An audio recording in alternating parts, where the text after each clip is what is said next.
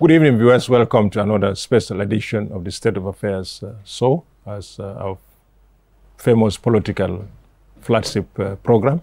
I'm stepping in for my host, Aliou Cissé, and with me in the studio is my co-host, a friend, a brother, Mr. Suleiman Dabo. Mr. Dabo, welcome to State of Affairs. Thank you for having me here, Siri. Thank you. Thank you. Thank you very much.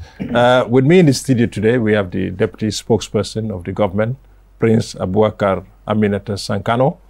Mr. Sankano, welcome to State of Affairs. Thank you very much, Sidi, and thank you very much, Mr. Dabo, for having me. Thank you very much, Mr. Sankano. It's a pleasure having you. Thank you. We hope to receive the spokesperson of the Gambia Armed Forces. Hopefully, before we run out of, finish this program, he would join us. But in the meantime, we will start with Mr. Babukar Sankano, the Deputy Spokesperson for the government of the Gambia. Mr. Sankano, quickly, can you enlighten us? We've just seen the president had embarked on his constitutional mandate that made the people's toll. This is a tradition from the First Republic to the Second Republic to date, where the president would go out and familiarize himself with projects and development aspects as far as his government is concerned. Enlighten us and our viewers. Thank you very much. Yeah, as you highlighted, the Gambia is governed by a constitution, the 1997 constitution, which is valid, gave the president the power, section 222, subsection 15, where it's specified that the president can at least twice a year, go on a countrywide tour to familiarize himself on the impact of his the development projects, and also listen, have audience with the citizens to be able to measure his assessment and then improve. So basically, the tour is going on. It's going on until the 12th of December, and then there are different locations where he'll visit, have meeting, and then interact with the citizens. So it gives him an opportunity to get to hear directly from the people. And then, yeah, as you say, it's a very beautiful tradition that has been going on, and then it's something that I'm happy that our constitution emphasizes on it, and the president is taking it very seriously. Thank you very much, Mr. Sankano. Before my colleague comes in here, one wants to know the benefits for this. Because it's important, the Constitution may say one thing, but the other thing is for us to be as receivers of the President and his delegation, to have that interaction, to have that, the President familiarizing himself with the people on the ground and projects. What are some of the benefits that you can highlight to us? Yeah, first of all, it's important as the President, he's the President of all Gambians. And then there should not be that barrier, not everyone can come to State House every day. And then sitting down and getting reports is good, but at the end of the day, it's important for him to go on the front line to see what's happening. As you can see with the case of the OIC, when there were some delays with some project, he went on the front line, made an individual assessment, compare it with the reports that he's receiving, and he called a meeting, and then you can see progress are going on. So he's showing leadership. That Gambians voted for me, but I'm not an absolute leader who is far away. I'm available, I'm reachable. So it's an opportunity for the citizens to talk to him directly without fear or favor, and they'll be able to speak their opinion. And certain development projects that we might be designing in our offices here and there, and we would like to implement it. But the citizens there, they might have other ideas in mind. We might say, okay, we want to build a road in a particular community, but the communities know our priority is a school or a health center, or we want, environmental protection. So this one, it helps us, as right now we are working on a successful program for the National Development Plan. Before implementing it, it is important, to have an interface with the citizens, and so that their opinions can be reflected in this new development blueprint, and that they can claim ownership of it. So it's about... Finally, is this the first of its kind after the 2016 president's election? It has been going on, but President Barrow has this dynamic of making sure that he does it every 2 years, and we make sure that all that the citizens highlight during the tour is considered. So it's no. What I want to understand is, since after the December 4th election, is this the force made the people's tour that the president have embarked on? No, he had another one at the beginning of the year. So like I said, constitutional is twice a year. Okay. So I mean, you can even have 3 or 4. It's a minimum. So the threshold is minimum. So he had one after the presidential election. There was one at the beginning of the year, and this is the second one. Thank you very much, Mr. Sankano. Mr. Dabo? Yes, Mr. Sankano, thank you, first of all, for coming on here. My question is, I've always observed, and I've spoken to people about the uniqueness of the Barrow administration. And that is, he's different from the First Republic because that is when we attained independence. The Second Republic was a coup d'etat. President Barrow was elected by the people of the Gambia. So I want to know if the government has actually recognized this and trying to do things differently. You talked about the constitutional mandate of the president visiting citizens across the country. Most of the time during the First and Second Republic, people who spoke at those meetings normally would speak what the president wants to hear. They are kind of controlled on the message that they have to deliver to the president. Is this different from, is the president doing it differently from your own observation? Yeah, I've been participating in Meet the People's Tours, and what I realized, the president is accompanied by technicians. And whenever citizens raise an issue, there's a technician to answer. If a particular community has issues with their health center, technicians from the Ministry of Health are on the spot to give an answer. I witnessed that one. So, I mean, we are not just going to listen to people or to censor people. This is an opportunity for, so that does happen. That's why a lot of technicians accompany the president and they can give him instant answer. A community needs water supply, the minister in charge of water resources or their technicians will come and explain what is government doing. So I witnessed that in several occasions. And to add to that one, yes, President Barrow's government is going to be different, and then we are preaching that one. The democracy, we cherish it. And like I say, I mean, we recognize the right of citizens to speak their minds, use your megabyte and say whatever you want to say. You know, the bad laws that we inherited are still in place because reform process takes time. But, you know, as you can see, it's a hands-off approach, you know, liberal approach. And then as Robert Ingersoll, the great American orator, said, nearly all men can stand adversity, but if you want to test the character of a man, give him power. Yeah. President Barrow is the most powerful citizen, and the constitution we have, you know, is such a powerful constitution that, you know, even if he is to implement 5% of his powers, all of you will be shouting, we are reverting back to. But, you know, he has been very careful and practicing restraint and reason. And that's why, you know, I'm proud of being part of this government. I bear responsibility for both the progress and the success because I have a chief executive who is definitely aware, who is very conscious, and then he takes his time before listening. And like I say, he has all the powers, but he's not abusing it. And then he's taking his time and listening. And have you also recognized that things that you've spoken about here, the unique nature of President Barrow in being a dynamic leader, as you said, who is very open to the citizens of this country. Do you also realize that without having to share information like that with the general public, most people wouldn't know about that? So in terms of government being open to its citizens, would you say President Barrow's government is open to Gambians? Yes, it is. You know, we inherited, you know, when you come to a place, if you really want to reform, you have to study what is there. We need an asset. We inherited a system whereby, you know, communicating with the citizens was not encouraged. And we have to build a new communication infrastructure.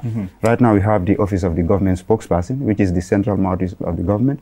And we deploy information officers in all the ministries and departments to ensure that, you know, access to information is made available to the citizens.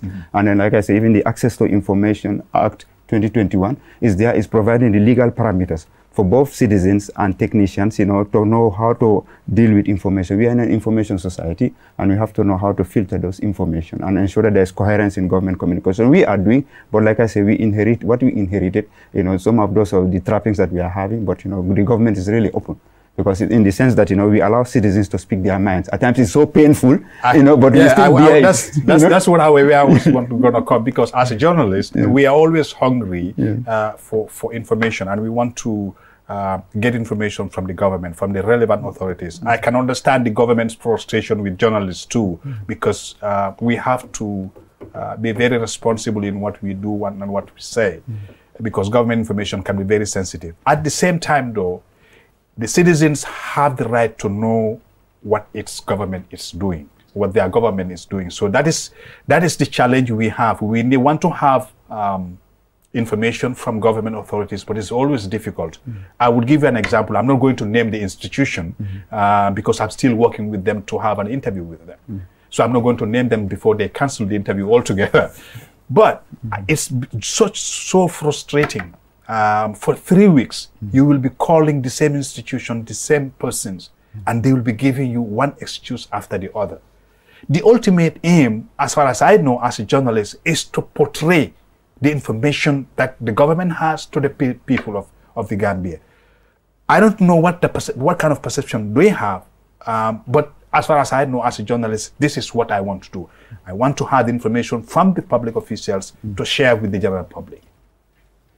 Yes, Mr. Sangano? Yeah, thank you very much. Yeah, with the Access to Information Act in place, that one is going to provide security for both those seeking information and those also, holding that information. So, I mean, like I say, it's a reform process and ongoing. Okay. We inherited a lot of, bad luggage that, we are trying to throw out. And you cannot just do it overnight. And in Gambia, we have a unique system that, if you look at other countries, once they move from a totalitarian system, they sink into chaos. And Gambia, we are lucky that, we've been able to manage the challenges, we went through all this painful TRR process. Yeah. And because the government realized that, we are all one people, one family.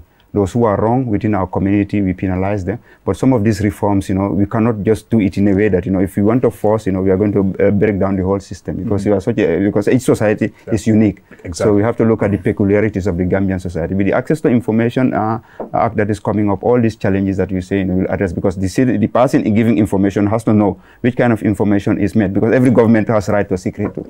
So every citizen, you have right to secrecy, but the government will have certain information which are meant for public consumption will be available. Correct. So the parameter and the infrastructure is being put in place. Like I said, already we have information officers, deployed in various ministries.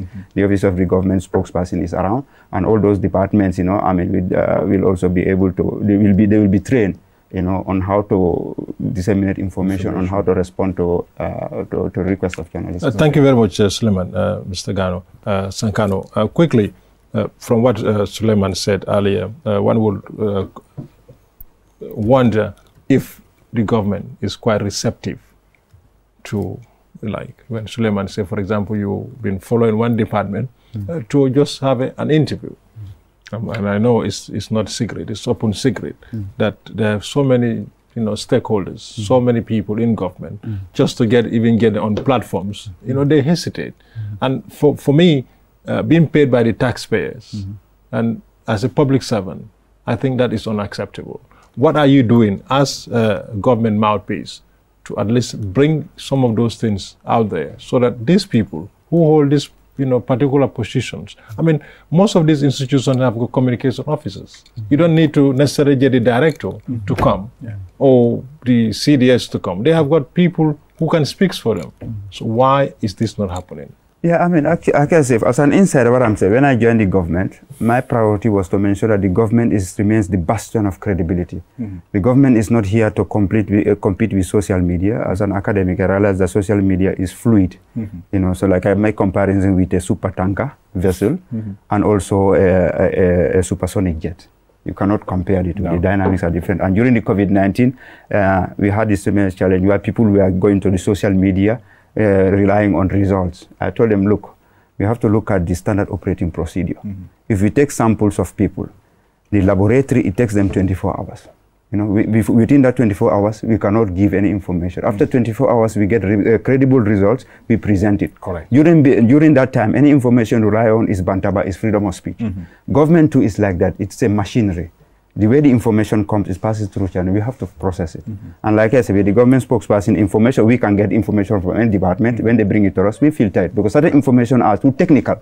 So, and we are the communication experts. Correct. So we're able to, to disaggregate it in a language that, the citizens can understand. Yeah. So many people in our media profession, they don't have the patience to look at that. Yeah. And we have to balance that sensitivity. Correct. So there are technical jargons which, are difficult. They don't not necessarily need to be out in the public. They are meant for a specific audience. Okay. So, and that, the middleman who is doing that one is the government spokesperson, and even the information officers, we do guide them. So, and that's why whenever a department is having an information, and then they would like us to communicate effectively, they send it to us and we filter us. And any government, any journalist who contact us definitely has already been attended to. You talked about social media and you talk about your institution, that's the government spokesperson department. But when you come to the narratives, it seems to be falling apart in the sense that the social media and all this, WhatsApp and all these things will be out there. I'm not going to, accuse them of distorting, but I think sometimes they put certain things out, like you said, not filtering them, not actually looking at the sensitivity, of some of these things. What are you doing as a government? Because some of these things can have serious implications on our security, national security, and in fact, sub-regional security. Yeah, that's why I say that, credibility is very important. Government as the bastion of credibility. I tell people, enjoy the social media. It's fun. It's the pleasure. Like I always like taking an example of our village community. If you go to the Bantaba, you hear a lot of unprintable things. Absolutely. You go to wherever women are together in the riverside in the kitchen. The things you hear, your heart will break. So, but whenever you want to make a serious decision, you go and meet the Alcalo in his house. Correct. Decisions are made there. But Alcalo cannot say, what I heard in the Bantaba, I'm going to rely on that one. The same thing. And in the family, what people say openly is different, just for fun. But when they want to serious, they call family meeting, boomba. They sit down and make decisions. So these are the analogies that I try to use when it comes to social media. It is a time for people, of course, some people are using it for business, for this thing, but we are not here to compete with them. Anything we hear in social media, there's a lot of fake news, there's a lot of character assassinations. But the citizens have to be reasonable enough. And we have to understand that most of those people in social media, they are not professional journalists. They've not gone through the formative stage of understanding the ethics, and standards of the profession. So, but many analysts, they mix the two. They say anything that is in the social media, it must be journalists. That's what they call it, citizen journalists. And I think that's what makes your job difficult and important at the same time. Difficult in the sense you have to go through what is not true to bring the truth to the people, which could be painstaking. Important in the sense that you have to share information with the general public. So I think what I think government needs to do, because either way, either you share with the public or not, there's going to be frustration. So if you are, for example, going through the Ministry of Finance's budget, you're trying to get what the public can get from you people. Before you arrive at that decision, why wouldn't you just come out to say, look, we've just received the budget, we are doing 1, 2, and 3. As soon as we are ready, we are coming to talk to you people. In that way, anybody who wants to say anything, let them say it. But government has given its position. So you wouldn't be accused of not sharing information. Reasonable people will understand information is very sensitive and it could be damaging to a country, to a government. So you need to be very careful about the way you handle information. At the same time, though, you have a responsibility towards your citizens. Yeah, thank you very much. You can say, looking at the example of the budget, we always have what they call the consultative process in the budget. So, I mean, our government, we are open to civil society participation. So during the budget formulation process, there are sessions whereby the civil society is invited to look at it, scrutinize. And that's why whenever it's also presented before the National Assembly, the representatives of the citizens. So the process is open. So most of the process is open from the beginning so that the citizens can participate. We don't like leaving the citizens behind. And if you look at the TRRC, if you look at the white paper, it is very generous towards the civil society. Every citizen can participate in the implementation of the white paper. For example, we recognize indigenous knowledge, like the joking relationship. It is a glue and a guarantor for peace. Any citizen who is an expert in joking relationship, come forward and help us implement it. You support the National Center for Arts and Culture or the new institutions that are being created. You can. So I mean, we take the citizens along in the whole process. So these are the unique selling propositions of the Barrow administration. Ensure that the citizens participate, like I say, participatory democracy, as we say. So this is the buzzword that we are using. And with social media, I made it from the beginning. From the first day I joined the government up to I don't know how long I'm going to say, we are not here to compete with social media. We are here to be the bastion of credibility. Correct. That's what we are here. And then we are going to also follow the due process of the road. We are not going to serve the food raw just because somebody is hungry. Right. You know? Yeah. Would you then let them know that you are cooking? Yeah, of course. That's what I'm saying. That's the thing. Let them know you are cooking. That's the participatory democracy. That's the participatory democracy. When we are about to start something, they can. Like even all these projects that are coming on. There's nothing wrong with citizens giving their opinion. The government, okay, we want to put a flyover in 2 intersections. What do you think? So nothing is wrong with citizens coming with their opinion. You go to the Ministry of Work, we think this and this will be done. Okay. So you are seeing the road being project, don't just pass by and start complaining. From your own citizens' opinion, layman opinion, where you have an idea the engineers did not see. Yeah. You know, submit it. So whenever you see something that is taking place, government is doing something, I mean, there's no rule of fear. We are an open and accommodating government.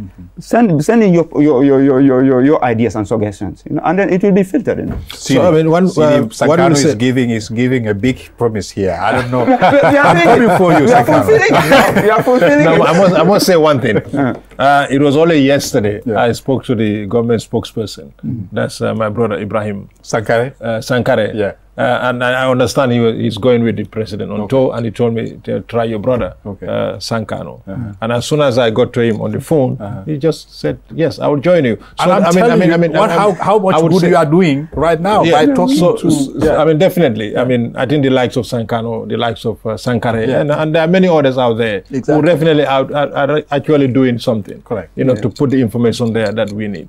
But again, there are tons of them sitting there who also want to shy away from the media, and I don't think that solves the problem. And that, you know, brings us to this Sankano, where some of the critics will say your government, our government, is reactive but not proactive. Well, I mean, that's the because you have people who out there, they need to come and address certain issues, but they won't come out. They will sit at the back and then shy away from the media. And the blame comes to you guys as the communications team. Yeah, at the end of the day, that's the way people see it. Like I said, there are standard operating procedures. When something happens, I mean, we do our internal communication. Like I said, we handle the strategic communication of the government. So when something happens, if you come to us, I can, because, you know, I mean, maybe a particular government, because we also have the civil service code, you know, which say that, you know, if you don't attain certain grade, you cannot directly talk to the media. And that legacy is still there. So, and that's also make it difficult for many people to talk. But those who are mandated, you know, to communicate like us, if you come to us, I can communicate internally, you know, to find out what's going on and come back to you. But Sankano, you know, when you talk about, you know, if you are below a certain grade, you cannot talk to the media. But we are approaching people who actually, their job is to talk to us. Yeah. There are people in authority who needs to come and talk to us, and they are still not coming to talk to us. The Access to Information Act is being implemented, and that one provide them with security. I mean, they will start talking. Because like there are specific, you know, right now, like I said, there is a legal limbo. You know, we are still in a transition process. Many people are still having the previous mentality of the previous way of doing things. No, and we are transforming. I'm not going to take that as an excuse. Let me tell you one thing. I was in Germany, you know, so 20 years. Even if you look at Germany, after the Nazification, they had re-education. They spend a lot of time and a decade re-educating the people. You know, changing the mindset of people is the most difficult thing in a society. So people who are used to only, you know, fetching firewood, you know, to chopping the wood. All of a sudden, you want to come and give them, you know, some laser to start chopping the wood. It takes time. You have to retrain. And that's why when I talk about the Access to Information Act, I say that it has a training component. So that, you know, these people will feel comfortable. They know that they can be aware of their responsibility. Of course, you've reached the grade whereby you can directly talk to the media, and this is how it is done. But I was going to say, sorry for interrupting. I was going to say, the open government that you are talking about, and I have no doubts about it. I have my frustrations with individuals and institutions, but I believe that the government wants to be open. Now, the question for you, how does the president make the Gambian people aware that he is open and he wants his government to be open? The frustration lies with the technicians out there, because the blame, like they say in the United States, the buck stops with him. He is the boss out there. So the criticism we have solely lies on him because he is the head of the government. You see what I'm saying? So I would think if the president once in a while should be coming out to say, I am talking on behalf of my government about 1, 2, and 3. Okay? I have an open door policy. That's the idea of my government. We have this frustration with people who have been in government for a long time, who are not ready to talk to the people, but we are encouraging them to. Not to share any sensitive information with journalists or the public, because that threatens national security. So no one is advocating for that. I'm very sensitive to that.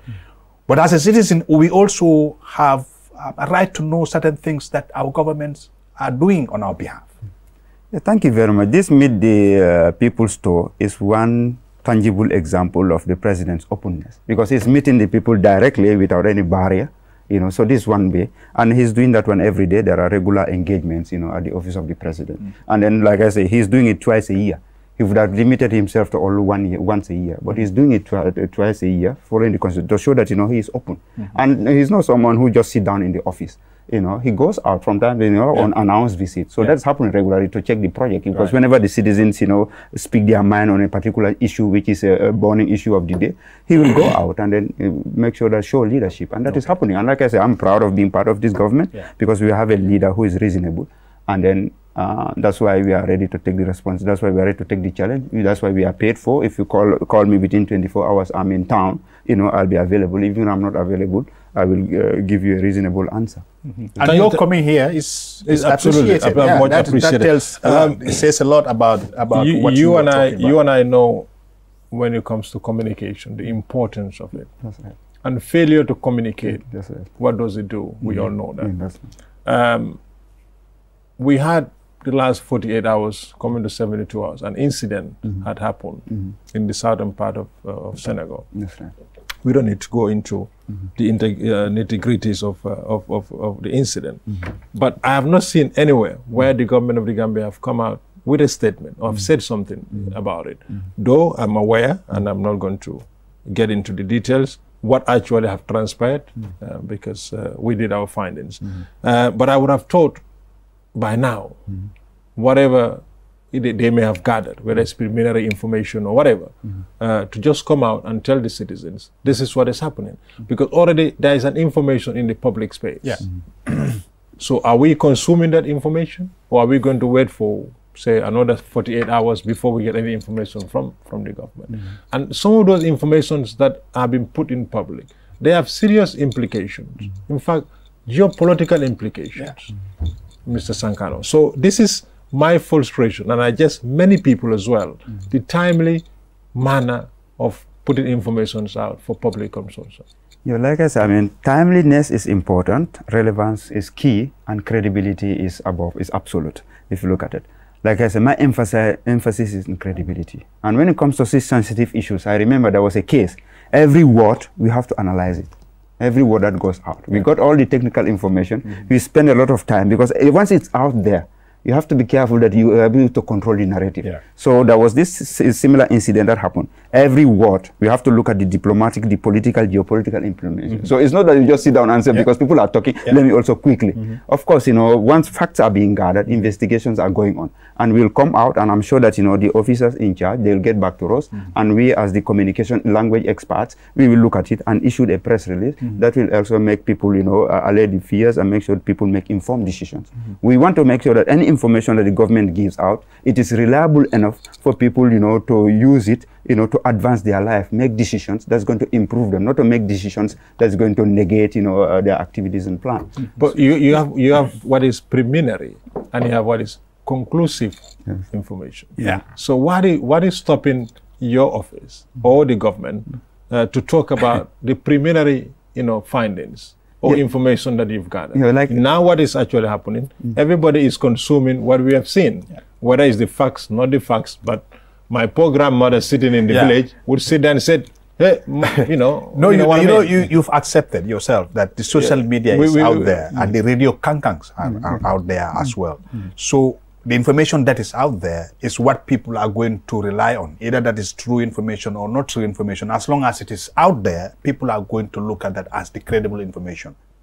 It might be not credible to you, not to me, not to him, because we have that judgment and that credibility of being able to know what is credible information and what is not credible information. But the majority of the Gambian people don't have that time. So when information is thrown out there, they believe in what they hear and see. So what I was saying, as you know, as he just mentioned, is government to come out through your office to say, preliminarily, this is what we know as a fact. This could turn out to be the truth or not the truth, but so far this is what we know. Any other information that we have will come back to you later to clarify. it's normal to clarify. The problem is not sharing it at all gives other people the opportunity to just throw any information out there. Thank you very much, Mr. Dabo. Thank you very much, Mr. Sankano. Before you respond to that, we'll go for a short commercial break, and when we are back, we'll be having you to respond to that. Thank you very much. We'll go for a short commercial break, and we'll be back soon. Espas Motors is the largest and most modern auto service in the Gambia. Espas Motors is the only authorized dealer in Chevy,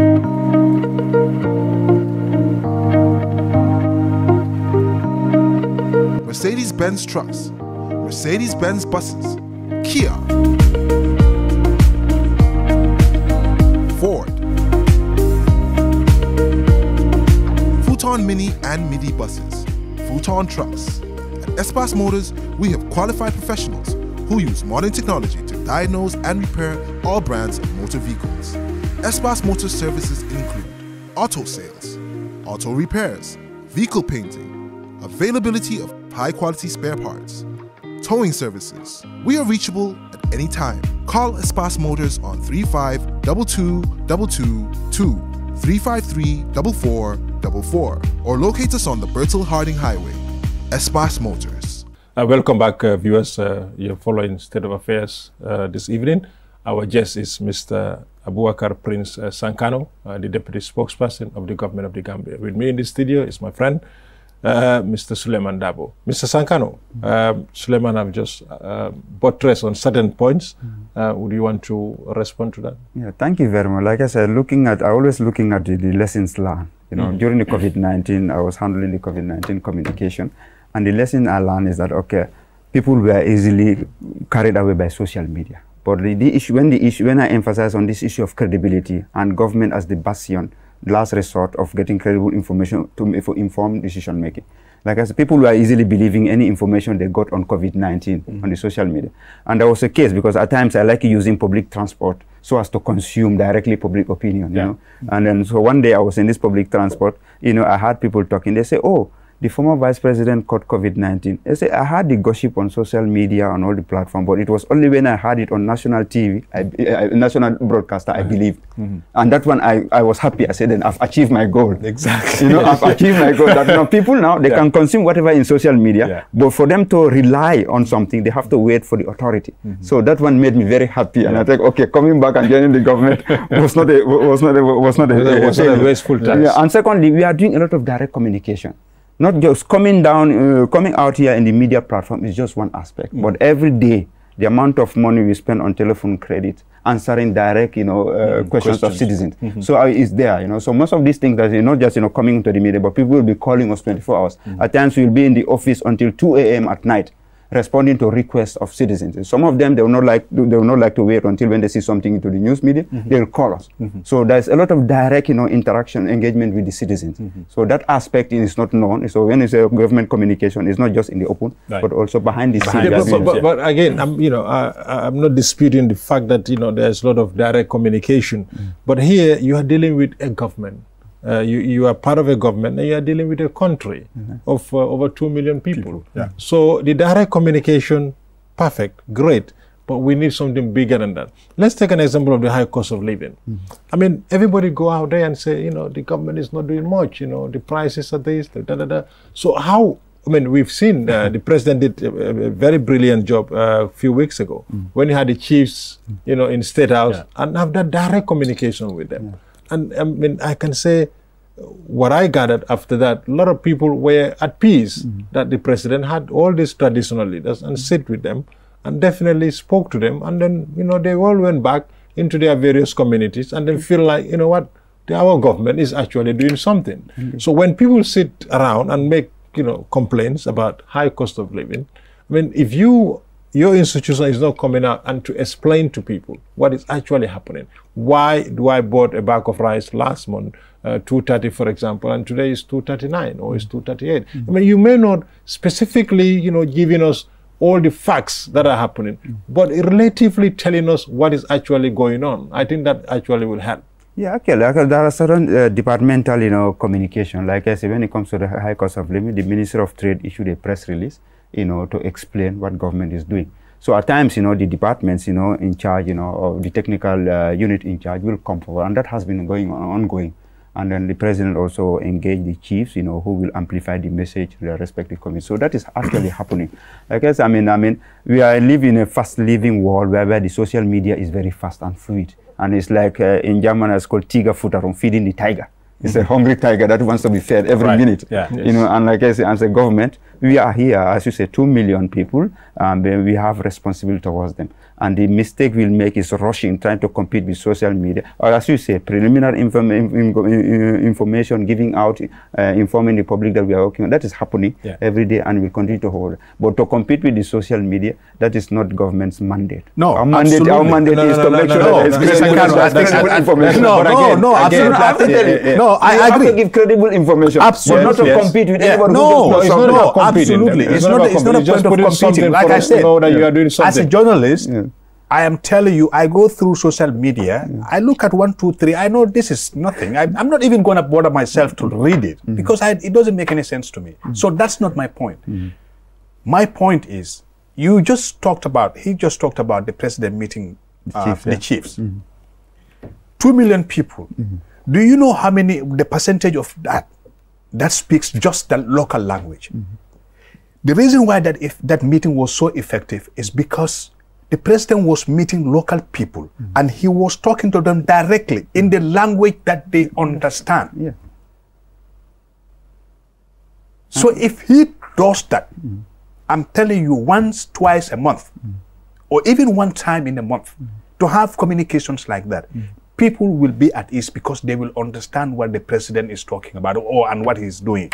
The advantage the president always have, and this is across the country, once you are the elected leader of a country, people do listen to you anytime you sit down to talk to them. You are a government spokesperson, not even a spokesperson, but a deputy spokesperson. You know how important it is for you to talk to the Gambian people? It's very important, and you are a deputy spokesperson. So how about the president of the Republic of the Gambia? So we are suggesting that let the president continue to engage with the Gambian people, because without doing that, you are opening a vacuum. You are creating a vacuum in society where misinformation, disinformation, unfruitful information will fill the space. Yeah, I agree with you, and that's why I'm saying if you look at the interval between meeting the chief and the tour, is very short. And this tour is going to be 90% local language, speaking to the people in the language they understand. So it's happening, and it's continuing, it's ongoing.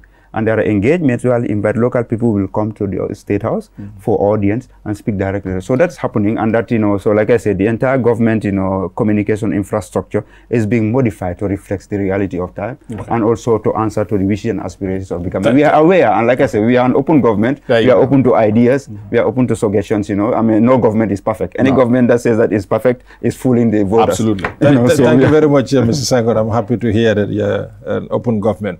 But you earlier talked about the press release. I mean, you think, like you said in Germany, after the Nazi government, they had to retrain and all those things. We came out of 22 years of dictatorship where information is controlled, muscled, and now we find ourselves with a government that all the time they like to issue press releases. How much percentage of our society read that press release? And again, when those press releases were put in our electronic media, the newspapers, they find themselves in radio stations. Everybody give their own interpretation.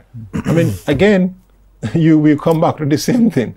Your information is not being put in the right way. I have come across so many times where press releases were relayed on private radio channels, whereby the person doing the translation from the Mandinka to the Wolof or to the Jola actually will have three interpretations of the same message. The same message. And one time I asked myself, I mean, I don't think we're actually helping ourselves here. So have you come across this? You think it is not by time that instead of you go out there, I mean, for Christ's sake, Mr. Sankano, you got the television, GRTS, it's there for you. I'm not doing the publicity for it. It's all yours. Before you take all the time, work on all the writings and all the fine language and all the fine commas and the full stops, just come and talk to us. Yeah, thank you very much what you say. I mean, as you have to understand, the official language of the Gambia is English. We have to, use it. Yep. If the National Assembly just pass a law or modify that one, it's not problem. We can issue press release in Mandinka. But they are not restricted. But the Constitution is not restricting either you, me, or the President from speaking in the local languages. Press releases. What I'm saying is, put your press releases out. Yeah. But you, the guys who wrote those presses, talk to the people. Yeah. It is not me to say what you write, because what you write, probably I may not read it properly, or I may not translate it properly. But you who sit down and wrote that press release would be the best person to come out in front of cameras and just put the message out there. I mean, you've lived in Germany. Come on. How many press releases have you read from the government? Well, the German government spokesperson office is like a ministry with over 400 staff. Any information, you go to their website, they issue regularly. They issue even more press releases than us. And they keep updating. They keep updating. But it's different. What we they don't issue press releases. These are very even when they do. They do. Check their website. Yes. But the point is, they keep on updating information. The daily information. They might issue one today. 5 minutes down the line, they have an additional information. They will improve on the information that is already posted. Like I said, I mean, the office of the spokesperson is a new creation, and we have also have establishment issues, budgetary challenges. So we are coming up, and with time it will happen. But the one thing we realize is that most of this media, the government has been very generous in issuing lancing television and radio lancing. But we realize that most of the staff also, I mean, they have capacity issues.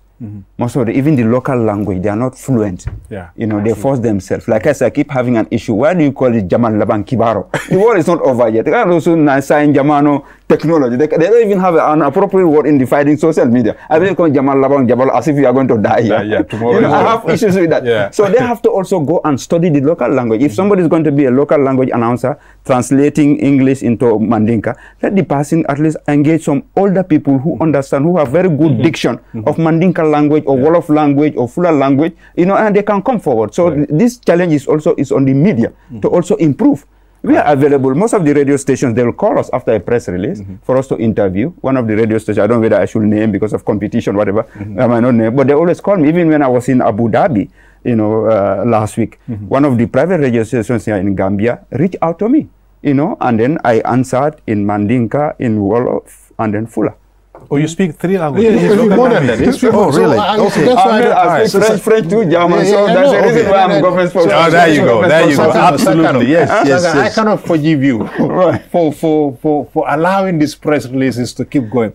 Because when you can come here and speak in all these languages. What is stopping you? You got GRTS there. No, but we need the press release to guide us. Listen, you can have the press release, but again, talk to the people. No, they do, because GRTS do call us at times when they get a president. No, I think you are misunderstanding, or you want to misunderstand look, you have to understand that, okay, I have no vehicle. I use public transport. So, and also, if you want to, you use it at 6 o'clock. I use the president, I enter taxi. No, but Mr. Sankano, I am sure you got a government allocated vehicle. No, I have no. Mr. Sankano. My vehicle broke down, private vehicle. So I'm using taxi like everyone. Mr. Sankano, as a government spokesperson, a deputy spokesperson, and spokesperson, it's an institution of its own. Right. So most of the gadgets that we have here, you should have them. We don't have them yet. That's what I'm telling you. Okay. So we are also having resource constraints. But there's one office, though, that has been there for a very long time, and that is the office of the Director of Press and Public Relations. How do you coordinate your work?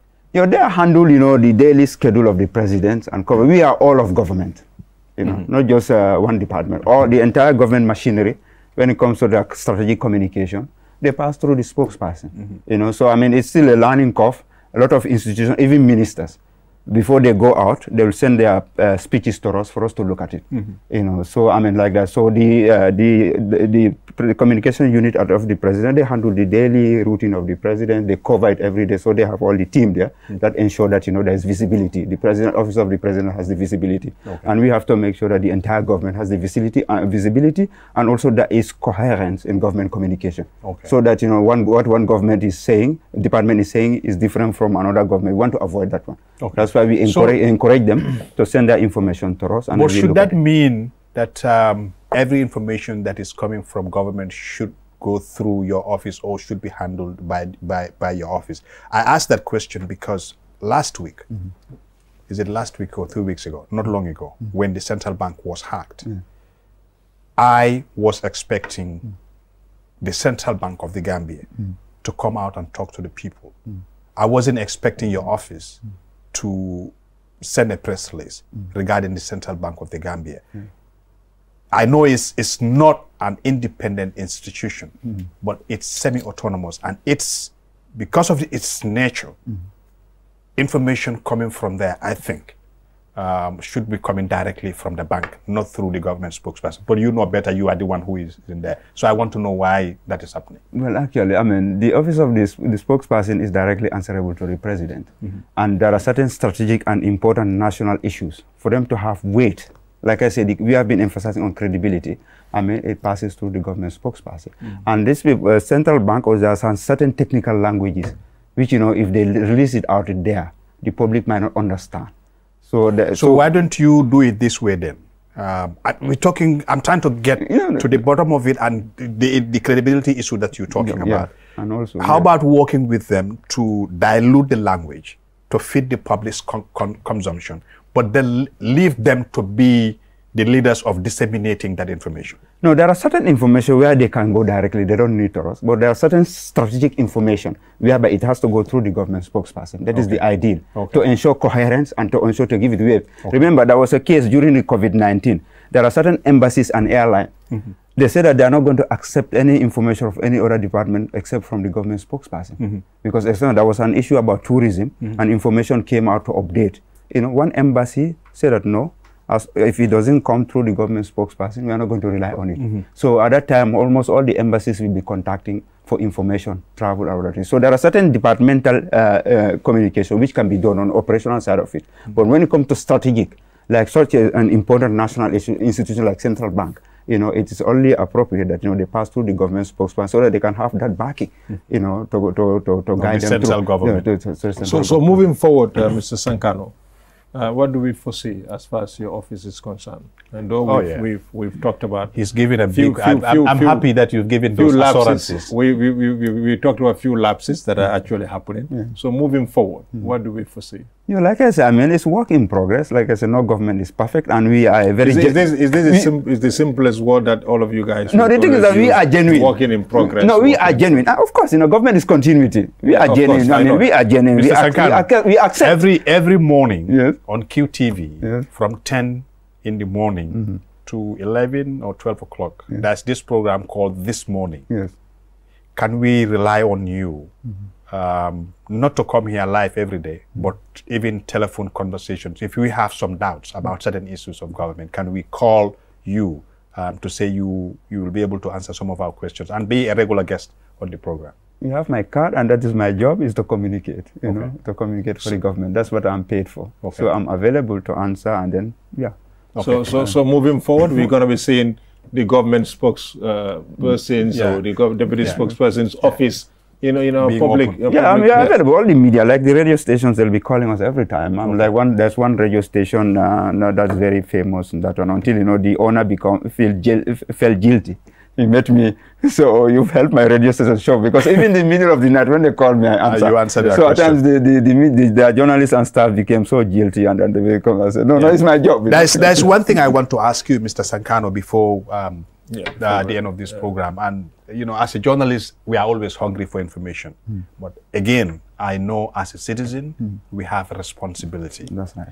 And recently, we've also observed that there are leakages that are coming from different government departments, and that could endanger the security of this country. Like you said, there's a reason why you are insisting, your office is insisting that certain information always pass through your office, because then it becomes authenticated and people can believe in them. With those leakages that are going out there, I mean, like I said, it could endanger the national security of this country. So I don't know what the government is doing towards stopping things like that. I know the Attorney General one time talked about a legislation that is on its way to punish those who do that. But as of now, what is government doing about this? Yeah, we are aware of that one. I mean, in September, we had a strategy meeting. I mean, in any institution, of course, you know, I mean, like I say, it's easier to guide a herd of cattle with one stick, you know, but if you are a government, you are a government of everybody. There are people that, you know, who don't like you to succeed. Some will drag their feet, some will leak information, some will sabotage, some will ill advise. So it's a whole package. And then as we have to learn how to live with them. And then there are mechanisms in place in ensure that they are minimal. And then, you know, so yeah, I cannot divulge into the details right now, but I know that, you know, there was a meeting that happened. I'm not suggesting you should punish whistleblowers. That's not my suggestion. I'm just saying, I mean, yeah, that it's important sometimes, you know, for people to share certain information with that government may not be ready to share. That is always in the benefit of the citizen sometimes. But as a general principle, you don't want government information to be out there willy-nilly. No, we don't want it. But at the end of the day, like I say, as a government that is, you know, accommodating, the motivation, I don't know where's the motivation for someone to just leak a sensitive information when the government is available to communicate. Correct. In the government, for the first time, the government deploy information officers in almost all the ministries. For the first time, we have a reachable spokesperson and deputy spokesperson. For the first time, we have an Access to Information Act. So the government is doing a lot to ensure that the citizens are well informed and they have access to information they need. So the motivation to leak certain information, maybe if it was under dictatorship or whatever, the government is censoring. Even social media, you know, the laws are in place to control, but the government is not controlling it. You use your megabyte, you insult the government until you retire, it's your megabyte. We leave it like that, you know. So I mean, so where's the motivation for people to be leaking? So which I find very interesting. Lack of loyalty. If you know that you don't support a system, you know, you don't like it, back off. But why try to sabotage it, you know? So at the end of the day, I think the citizens have to... Thank you very much, Mr. Senghane. We're running out of time. But quickly, we were all told that the OIC conference is something that we're going to host. And many thought it's going to happen this year. It doesn't seem to be like we are going to host this conference this year. But we have seen the Muslim Ummah of ministers, you know, ministers of religious affairs, in the sub-region are coming here sometime in the next couple of weeks. Quickly, in a minute, tell us about that conference. And again, is anything still on for the OIC, or is any changes that is actually happening? Yeah, for the OIC, they have a communication officer who is handling that one. So they have the operational communication. But if there's anything strategic that we should say from the office of the spokesperson level, we'll comment. But, you know, for now, what their communication officer said, we leave it at that. Yeah, for this ulema, yeah, Gambia is recognized for its peace, for its religious tolerance. Like I was at Abu Dhabi at the Global Media Congress, where we talk about tolerance, you know, and Gambia is known for its religious, cultural, and political tolerance, like I say, because anybody can set up a political party right now without much restriction. So our tolerance is a unique selling proposition. It's attracting a lot of people. So ulemas coming here, we are talking about Islam as religion of tolerance to come and also discuss issues. A lot is happening, technology is happening. Like today we had a course on Islamic family law. There are issues that came up like, you know, DNA now, which is using in ascertaining fatherhood. So what are scholars saying? So when all these ulemas come in town, they are going to discuss contemporary issues and how the Islamic community, Ummah, is going to adapt or live with them. So maybe they will come with some edicts, you know, some resolutions that's going to guide us. So it's very important, and then Gambia should be proud of having this gathering of scholars coming to guide us, because we have a lot of challenges when it comes to our faith and how to reconcile it with the technology and the new openness. So, and then these are some of the interesting aspects of this ulema conference, which definitely I'm proud. Thank you very much, Mr. Sankano. Finally, I know you must be hearing this word quite often: corruption. Are you a zero-tolerant government when it comes to corruption? We are. I mean, at the end of the day, most of the thing is attitudinal. You know, when you talk about corruption, you know, it takes two to tango, as the slang say. And looking at society, you know, we have to just change our attitude and be disciplined. It starts with the small things. Like I say, I use public transport to go to work. I witness corruption. It starts with the apprentice refusing to give you a change. Like this morning, I entered a vehicle. I came, the driver sat in his car. He said, has no change. And the young lady and her kids were there waiting. The boy is supposed to go to school. Wow. I indirectly told the driver, the young man needs his change, maybe because it's his lunch. Correct. You know. Yeah. So we waited. I told the woman, and I said, look, you know, he's wasting time so that we can go and leave him. Yeah. So we sat there patiently, waiting for him. And then he realized that we are not budging. He went around and gave us our change. So these small things, you know, we have to change our attitude. You give somebody contract to build your house, you have to beg the person to finish the house. So before even coming to the government, every day, the way we interact, we don't respect each other's rights and values. The way we drive on the road, you know, the way we go to the market.